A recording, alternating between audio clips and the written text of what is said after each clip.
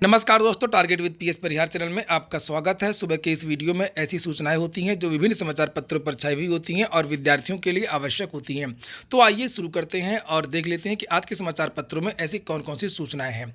दोस्तों, आज के समाचार पत्रों में जो भी सूचनाएं वो सभी सूचनाएं केवल छात्र आंदोलन की वजह से हैं। शायद ही भारत में और उत्तर प्रदेश में इस तरीके से छात्रों ने आंदोलन किया होगा। काफ़ी दिनों से कई वर्षों से इसका इंतजार था कि सभी छात्र एकजुट हो जाएं और अपनी मांगों को रखें। क्योंकि जो भी सरकारें होती हैं, ऐसा नहीं है केवल भाजपा सरकार, किसी भी प्रदेश की सरकार हो, चाहे वो हरियाणा की हो, चाहे वो बिहार की हो, चाहे वो मध्य प्रदेश की हो, चाहे वो दिल्ली की हो, कोई भी सरकारें होती हैं वो छात्रों को वोट बैंक नहीं समझती हैं, छात्रों की बात को अहमियत नहीं देती हैं।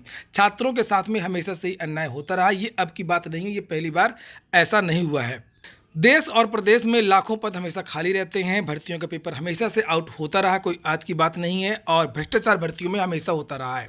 विद्यार्थियों ने जो भी प्रदर्शन किए हैं, पहले भी प्रदर्शन किए जाते थे, लेकिन विद्यार्थियों की बात को अनसुना कर दिया जाता था। इस बार विद्यार्थी एकजुट हो गए और सरकार बैकफुट में आ गई। विद्यार्थी इसके लिए बहुत सारे विद्यार्थी सड़कों पे आए, विद्यार्थी गिरफ्तार भी हुए। ये देख सकते हैं प्रदर्शन में कितने विद्यार्थियों ने लाठियां खाई और बहुत सारे विद्यार्थियों के ऊपर मुकदमे भी लिखे गए। इसके बाद में ऐसे भी बहुत सारे विद्यार्थी हैं जिन्होंने घर में बैठकर भी अपना काम बेखूबी से बहुत अच्छी तरीके से पूरा किया। खास तौर से सोशल मीडिया में एक्टिव होकर ट्विटर के द्वारा, फेसबुक के द्वारा और यूट्यूब के द्वारा।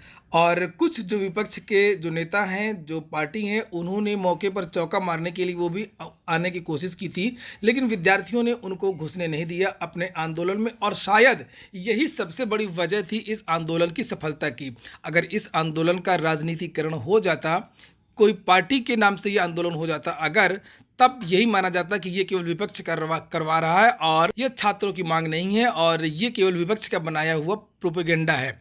और ये बात सत्य है कि ये जो आंदोलन था, ये जो प्रदर्शन था, केवल और केवल सभी वर्गों, सभी धर्मों के छात्रों का था।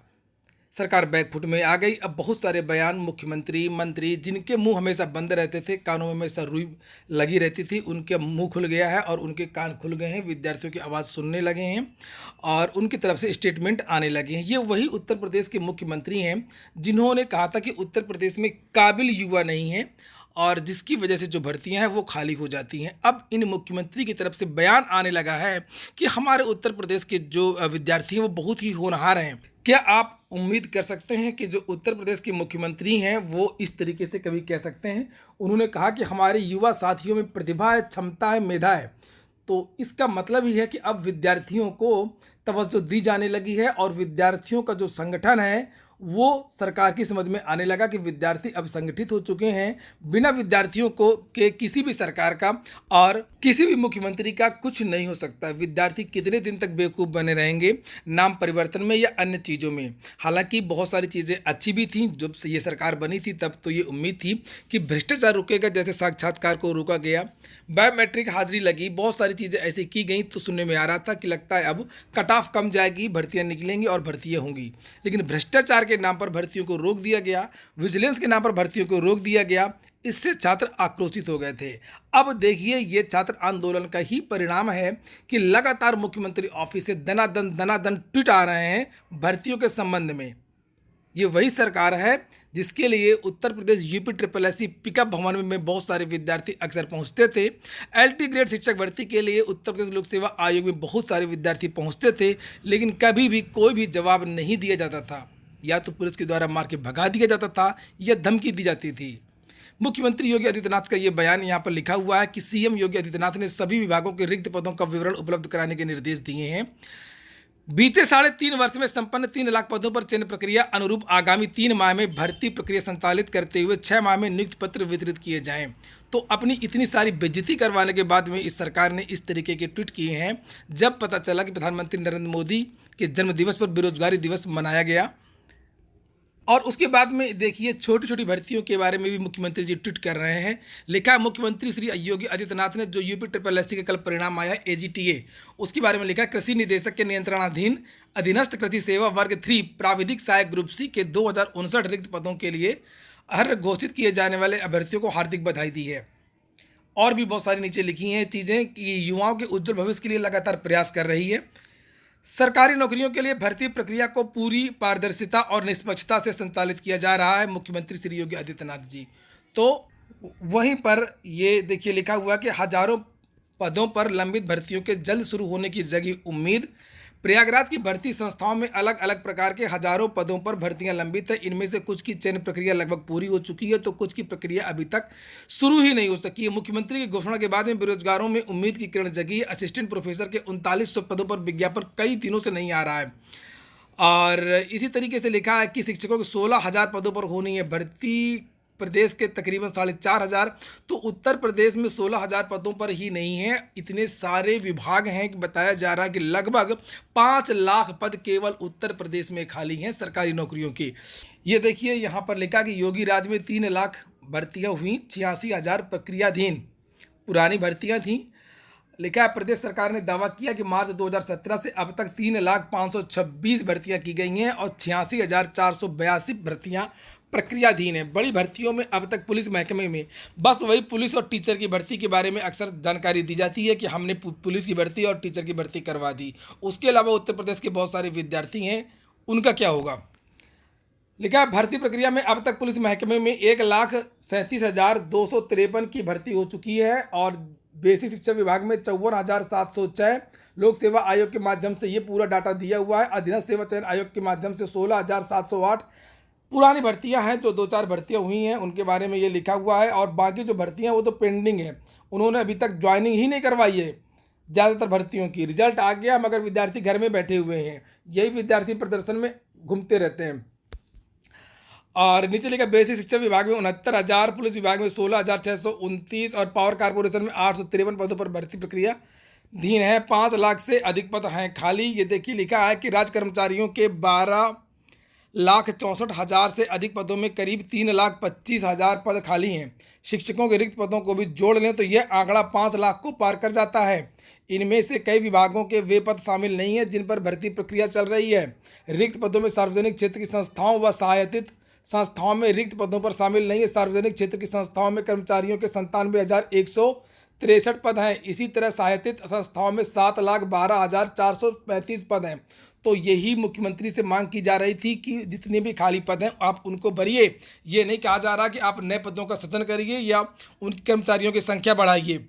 भर्ती की जो प्रक्रिया होती है, परीक्षा प्रणाली है, उस पर सुधार करिए। उत्तर कुंजी में गलती ना हो और नियमावली में बदलाव ना हो ताकि मामला कोर्ट में ना जाए।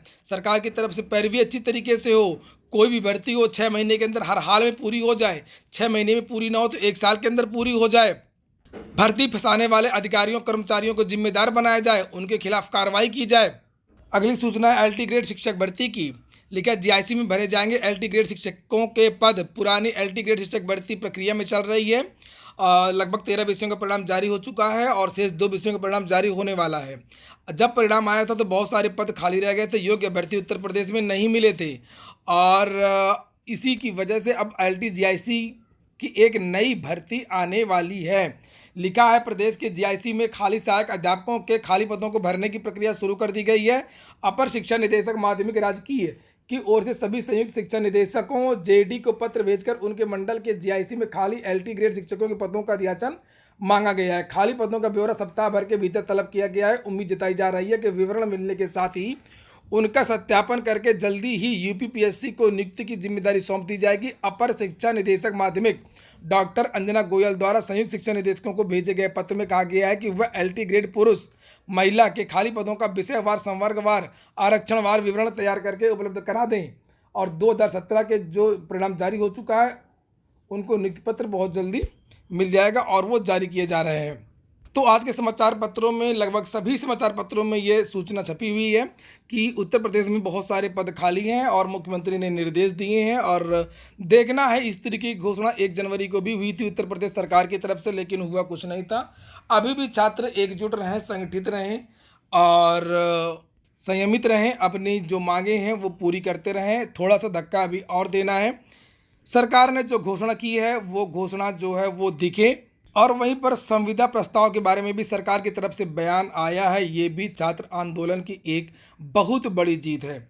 लिखा 5 वर्ष की संविदा शुरू करने की मंशा नहीं है। केशव मौर्य, डिप्टी सीएम केशव प्रसाद मौर्य ने शुक्रवार को सर्किट हाउस में कहा है कि प्रदेश में सरकारी नौकरियों में 5 वर्ष की संविदा शुरू कराने की सरकार की कोई मंशा नहीं है और ना ही रिटायरमेंट की आयु सीमा 50 वर्ष होगी। उन्होंने नौकरी में संविदा की अनिवार्यता पर कहा कि इन मुद्दों को लेकर के विपक्ष भ्रम फैला रहा है। राज्य सरकार द्वारा ऐसा कोई भी नियम पारित नहीं किया गया है और ना ही भविष्य में किया जाएगा। सरकारी नौकरी की जो प्रक्रिया पहले थी वही आगे भी रहेगी। पीएम के जन्मदिन के अवसर पर विपक्ष द्वारा तमाम जिलों में हुए विरोध प्रदर्शन पर उन्होंने कहा कि केंद्र और प्रदेश सरकार की उपलब्धियों से बौखलाया विपक्ष सुर्खियों में रहने के लिए युवाओं को गुमराह कर रहा है। तो हालांकि ये बयान तो इनको बहुत पहले देना चाहिए था, इतना लास्ट में इन्होंने क्यों दिया? बहुत सारे समाचार पत्रों में, प्रतिष्ठित समाचार पत्रों में ये सूचना आई थी कि सरकार की तरफ से संविदा प्रस्ताव लाया जा रहा है। हालांकि अब ऐसा लगता नहीं है कि सरकार इस तरीके के प्रस्ताव ला पाएगी, क्योंकि सरकार देख चुकी है कि विद्यार्थी इस प्रस्ताव को किस तरीके से समझ रहे हैं। यह जो सरकार की पोल है वो विद्यार्थियों को पहले ही मालूम चल चुकी है। एलटी ग्रेड की कुछ और भी सूचना है। लिखा, एलटी ग्रेड शिक्षक भर्ती का रिजल्ट जारी करने का निर्णय। चार्जशीट दाखिल होने के बाद में उत्तर प्रदेश लोक सेवा आयोग ने किया बड़ा फैसला। उत्तर प्रदेश लोक सेवा आयोग ने एलटी ग्रेड शिक्षक भर्ती के तहत हिंदी और सामाजिक विषय के शिक्षकों के 3,287 पदों का रिजल्ट जारी करने का निर्णय लिया। आप लोगों को मैंने कल ही रात में एक वीडियो बना करके बताया था कि अब एलटी ग्रेड शिक्षक भर्ती के शेष 2 विषयों का जो परिणाम है वो अगले सप्ताह जारी हो सकता है। यहाँ पर लिखा है कि चयन समिति की संस्तुति पर शुक्रवार को हुई आयोग की बैठक में रिजल्ट जारी करने का निर्णय लिया गया है। मैंने भी आप लोगों को कई बार बताया कि एलटी के जो रिजल्ट है वो रद्द नहीं होगा बिल्कुल, और उसका परिणाम ही आएगा। लिखा, चार्जशीट में चिन्हित पकड़े अभियुक्तों को छोड़ करके बाकी सभी अभ्यर्थियों का परिणाम जारी किया जाएगा। सचिव उत्तर प्रदेश लोक सेवा आयोग। तो ये बहुत बड़ी खुशखबरी है इन विद्यार्थियों के लिए जो इसके लिए संघर्ष कर रहे थे, और अब उनका जो ये रिजल्ट है फाइनली आ रहा है, लगभग 2 साल बाद आ रहा है। प्रतियोगी छात्र मोर्चा के ये अध्यक्ष हैं शेर सिंह, जिन्होंने बहुत सारे प्रदर्शन किए, आंदोलन किए एलटी ग्रेड के बारे में। जैसा कि आप लोगों ने देखा, चार्जशीट दाखिल होते हुए हमारे जो एलटी के हिंदी और सामाजिक विज्ञान के 2 विषय के रिजल्ट फंसे हुए थे। आप सबको मैं एक बहुत ही बड़ी खुशखबरी और बहुत ही अच्छी खबर मैं आप लोगों को बताना चाहता हूं। साथियों, जिस प्रकार से लोक सेवा आयोग ने हमारे दोनों रिजल्टों को रोक के रखा था, आज पीके सिंह समिति ने यह डिसीजन ले लिया है कि बस 1 सप्ताह में हिंदी और सामाजिक विज्ञान का रिजल्ट आने वाला है। साथियों, हमारा सपना था 15 विषय के जो हमारे रिजल्ट थे, 15 विषयों के रिजल्ट निकलने के बाद में हमारा पूरा एलटी परिवार एक मंच में खड़ा नजर आएगा। साथियों, प्रतियोगी मोर्चा जो हमारा प्रतियोगी मोर्चा है, हमारे मोर्चे के जितने पदाधिकारी हैं उनकी मेहनत के साथ साथ हमारे जितने भी एलटी के प्रतियोगी छात्र थे, सब लोगों की अपार मेहनत और परिश्रम से आज हम लोग इस मुकाम पे पहुंचे। तो इन्हीं छात्रों की मेहनत है जो लगातार इस पर काम करती रही है, बहुत सारे प्रदर्शन किया। बहुत सारे विद्यार्थी पूछ रहे थे कि सर इसकी जो कट ऑफ है हिंदी और सामाजिक विज्ञान की वो कितनी जा सकती है। इसके बारे में एक एलटी के अभ्यर्थी हैं और प्रतियोगी छात्र मोर्चा में बहुत सक्रिय भी रहते हैं, विद्यार्थियों से जब बहुत ज़्यादा जुड़े भी रहते हैं। बहुत सारे प्रदर्शनों में, लगभग सभी प्रदर्शनों में मैं भी एलटी ग्रेड के रहा हूँ, और मुझे भी लगता है कि ये जो इन्होंने संभावित कट ऑफ बनाई है वो काफ़ी हद तक सटीक है। हिंदी की कट ऑफ जो इन्होंने बताई है वो 94 सामान्य वर्ग की +-1 हो सकती है। ओबीसी की जो कट ऑफ है वो 90 +-1 हो सकती है, और एससी की जो कट ऑफ है वो 80 +-1 हो सकती है। एक बात मैं और स्पष्ट कर दूं कि जो ये एलटी ग्रेड का अगर रिजल्ट आ जाता है इसी सप्ताह, जैसे कि लगभग 100% संभावना है कि अगले सप्ताह आपका एलटी का जो परिणाम है वो आ जाएगा। उसका सीधा सा जो प्रभाव पड़ेगा वो माध्यमिक शिक्षा सेवा चयन बोर्ड की भर्ती टीजीटी पर पड़ेगा। टीजीटी के साक्षात्कार हुए नहीं है, उसके साक्षात्कार के लिए विद्यार्थियों ने अनुरोध किया था बोर्ड से कि जब तक एलटी का ना जाए तब तक आप लोग इसकी साक्षात्कार ना करवाइए, या अगर आपको करवाना है तो आप लोग जो है इसका साक्षात्कार बाद में रखिए। तो अभी टीजीटी के जो साक्षात्कार है वो होने हैं। अगर एलटी के विद्यार्थियों का चयन हो जाता है, नियुक्ति पत्र मिल जाता है, तो ये विद्यार्थी माध्यमिक में नहीं बैठेंगे। नतीजा यह होगा कि ज़्यादा से ज़्यादा विद्यार्थियों का चयन माध्यमिक शिक्षा सेवा चयन बोर्ड की जो भर्ती है टीजीटी उसमें हो जाएगा, इसमें भी हो जाएगा, उसमें भी हो जाएगा। अगर एलटी की बात करें तो एलटी की कट ऑफ अभी इससे भी कम जा सकती है, उसके भी बहुत सारे रीज़न हैं। मैं जानता हूँ बहुत सारे ऐसे लोगों को जो एलटी के लिए संघर्ष कर रहे थे और उनका चयन पीसीएस में हो गया है, आरओ में हो गया। एक मनोज वर्मा ही थे प्रतियोगी छात्र मोर्चा का, उनका भी चयन हो गया। वो एलटी के लिए बहुत संघर्ष कर रहे थे, अब वो समीक्षा अधिकारी हो गए हैं सचिवालय में। इस तरीके से विनय सिंह हैं, बहुत सारे लोग हैं। तो इसकी वजह से भी एलटी की कट ऑफ अभी और कम जाएगी अगर इसकी सेकंड लिस्ट आती है, जैसा कि पहले कहा गया था कि इसकी एक प्रतीक्षा सूची भी जारी की जाएगी। और प्रतीक्षा सूची तब जारी की जाएगी जब सभी व्यक्तियों को नियुक्ति पत्र मिल जाएगा, प्रक्रिया पूरी हो जाएगी। महिला वर्ग की बात करें अगर हिंदी में, तो सामान्य वर्ग की बताया गया है 80 +-1, ओबीसी -72 +-1 और एससी की 68 +-1। और यहाँ पर एलटी ग्रेड सामाजिक विज्ञान का जो कट ऑफ है, ये मैंने भी बताया था आप लोगों को कि ये 100 के आसपास रहेगी पुरुष वर्ग की और 80 के आसपास रहेगी महिला की। चूँकि जो सामाजिक विज्ञान होता है इसमें काफ़ी विद्यार्थी थे और सिविल के विद्यार्थी होते हैं, लेकिन इसका जो पेपर था वो काफ़ी टफ था। जो हिस्ट्री जिस तरीके की आई थी तो हिस्ट्री वाले ही नहीं कर पाए थे 40-45 क्वेश्चन, और जो जीएस वाला पोर्शन था 30 नंबर का वो भी काफ़ी टफ था। उसमें भी बहुत कम विद्यार्थी 16 या 17 क्वेश्चन कर पाए थे 30 में। तो इसलिए पेपर इतना ज़्यादा आसान भी नहीं था, कोई विभाग इतना आसान नहीं था। अगर पॉलिटी छोड़ दी जाए, केवल राजनीतिक विज्ञान जो था, नागरिक शास्त्र वाला भाग, केवल वो थोड़ा सा आसान था। उसके अलावा पूरा का पूरा पेपर काफ़ी टफ माना गया था। इसलिए जो सामान्य वर्ग है उसमें 100 +-1 हो सकती है कट ऑफ, ओबीसी की 96 +-1 हो सकती है और एससी कट ऑफ -88 +-1। महिला के लिए चूँकि अलग से सीटें हैं काफ़ी, इसलिए इनकी जो कट ऑफ उसमें काफ़ी अंतर होगा। सामान्य वर्ग के 80 +-1, ओबीसी का 76 और एससी का 67। ये कट ऑफ बनाई है उदय यादव हैं जो प्रतियोगी छात्र हैं और उनकी टीम ने। मुझे भी लगता है कि संभावित कट ऑफ ये बिल्कुल सही है और कट ऑफ जो है इसी के आसपास होनी चाहिए। दोस्तों, ये हो गया आज का वीडियो अगर आपको अच्छा लगा हो तो लाइक अवश्य कर दिया करें। शेयर कर सकते हो तो आप लोग शेयर किया करें फेसबुक में, व्हाट्सएप पे और जहाँ जहाँ भी आप शेयर कर सकें, यूट्यूब इत्यादि में भी। पूरा वीडियो सुनने के लिए बहुत बहुत धन्यवाद।